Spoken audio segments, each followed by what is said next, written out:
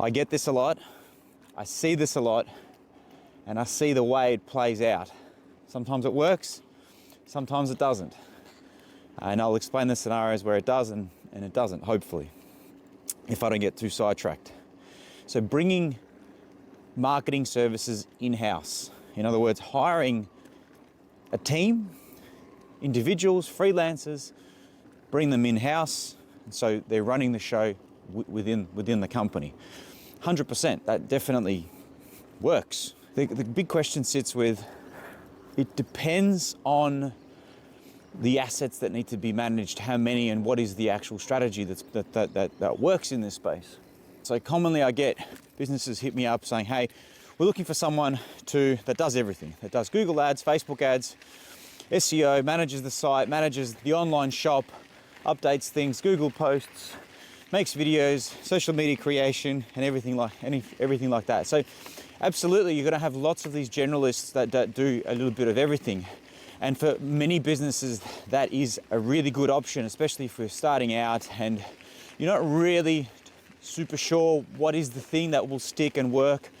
So that is a very sensible approach. It just comes down to how many different assets they need to manage. Some businesses have multiple websites. Some businesses have an online shop. Some businesses have, alongside that, a second website that offers services, on-site services. Then there are multiple accounts, social accounts with different directions. So a lot of the time, hiring a generalist means they're not going to be really that good at any of those things. Now, I'm not saying don't do that, because someone with no marketing happening at all will benefit from that. Okay, it's just that if we trail across to, let's say, Google ads are really hard. And while I recommend everybody just go ahead and fire up a trial Google ad account, go set it up, go pay someone $100 in the Philippines or Pakistan or wherever to set it up, and go burn that $1,000, $5,000.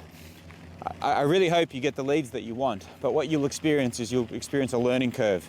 You'll experience a cost of entry to market, and I know what will happen with that budget, but I hope I'm wrong and you get the leads that help you succeed, and then there's your form of getting leads. It will definitely educate you a lot of things on cost per click, terminologies, keyword targetings, and things like that. So what I'm suggesting, if I go back to the conversation before I got sidetracked, is a generalist will have basic abilities across all the things. So the idea of hiring someone that's a generalist is to save overall costs. You don't need to pay an agency, you don't need to hire individual team members in that space.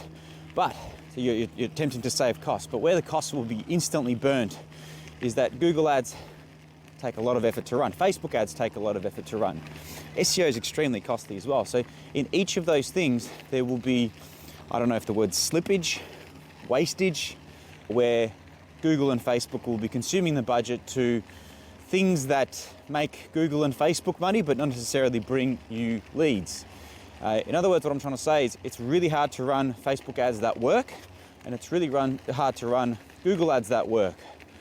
So when you hire a generalist and they claim to be good at everything, just be mindful, because if they are genuinely good at everything, a lot of those people are not employable, meaning they run their own show.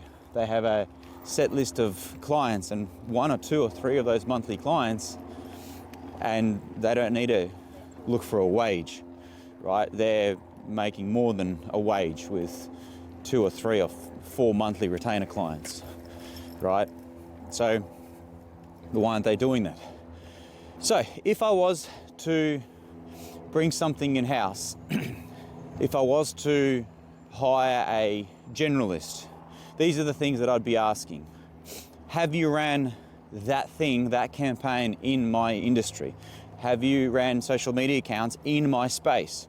If the answer is no, okay, what is the closest space that you've ran this thing in? Google ads, SEO, have you edited a Shopify website before? Have you edited a website in my space before? Proof of work and a track record of doing that thing in the space. Is this crane on the road, or is this crane on the bike path? This crane is on the bike path. Holy shit.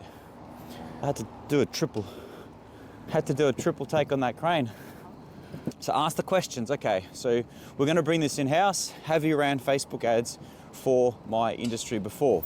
If you haven't, what is the closest industry you have ran Facebook ads? So get an understanding of their experience, because someone that's ran an ads in that space knows the targeting, knows the kind of copy to use, knows how to deconstruct audiences in that copy.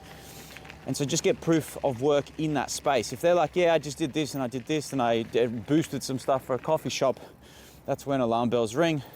Maybe consider other options. So that's how I would approach it. Have you ever managed a website? Have you, like, show me some data of you clicking buttons in that Google ad for this industry?